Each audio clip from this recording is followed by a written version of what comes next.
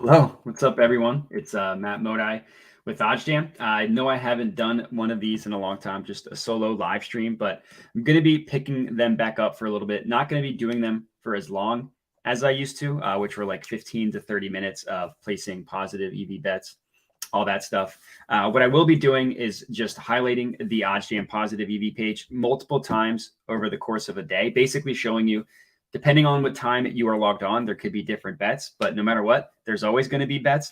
Of course, I also will remind you every show how important it is to make sure that you are signed up for every sportsbook available in your state.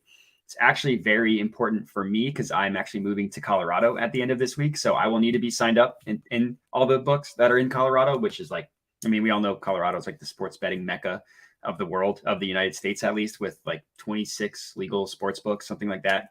It's a little bit ridiculous, but regardless, being signed up for every book is really important. So make sure, if you look at the description of this video, as I share my screen here, you'll see a link. You'll see links to all the major sports books. So if there's any that you're not signed up with, just make sure you sign up using those. And the reason why it's so important, as you see my screen here, the more sports books that you're signed up with, the more plays appear on your positive EV page. As we can see, there are a ton.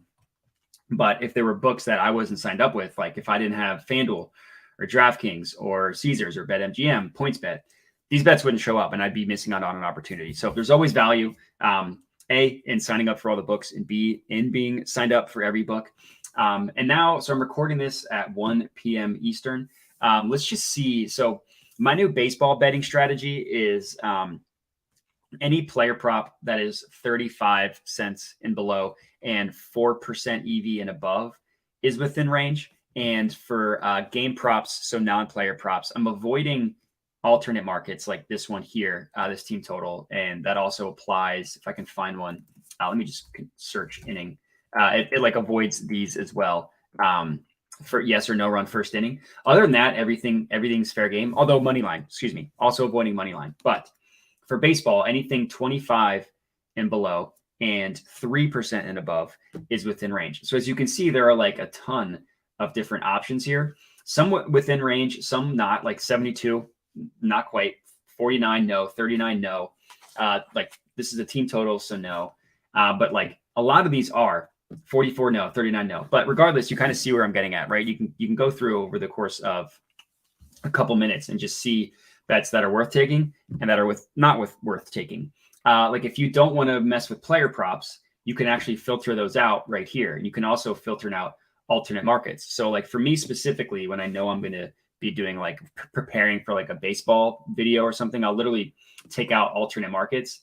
And that way it makes the page appear a lot less hectic. So as we can see right now, there are a couple. So so let's just talk about a couple baseball bets that I would be placing if I were in a legal betting state. Looks like there are 3 here.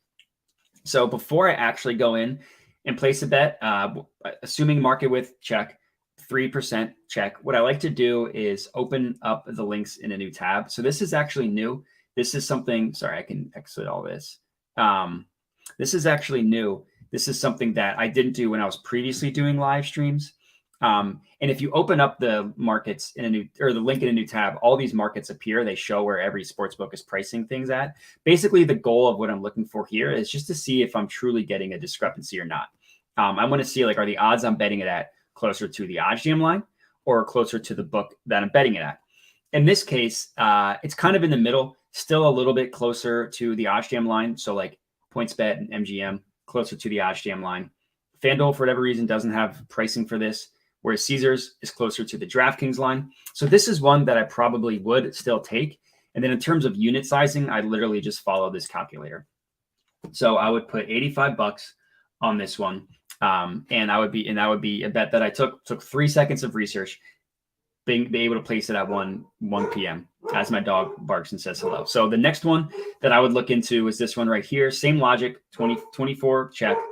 EV percent above 3%, check. So let's open this up in a new tab. The play here was under 7. And it looks like the odds changed on this one. So let me refresh this, and I bet that will go away. It did not, but I bet it'll go away soon unless I'm looking at something wrong. Under 7. Yeah, that's just a stale line. I'm assuming that'll be updated quickly. But regardless, here's one. Kansas City Royals. This will be the last thing that I mention. -1, 22 cents in market with 3% EV. Check. Actually, there's another one here on FanDuel. But regardless, you see what I'm getting at. You see what I'm getting at. So let's do this FanDuel one. First half total runs, 17, 3%. It was under 3.5. So this one, there's only other one book that has markets, but it's closer to the OddsJam line at 115 versus 118, plus 118. So this would be good to go. So regardless, that's pretty much it. That's kind of the goal. So there's like 3 bets here that I could have taken, 4 bets on baseball. There's also some tennis and some football ones as well. But as always, no matter what time of day you're checking this, there's going to be value.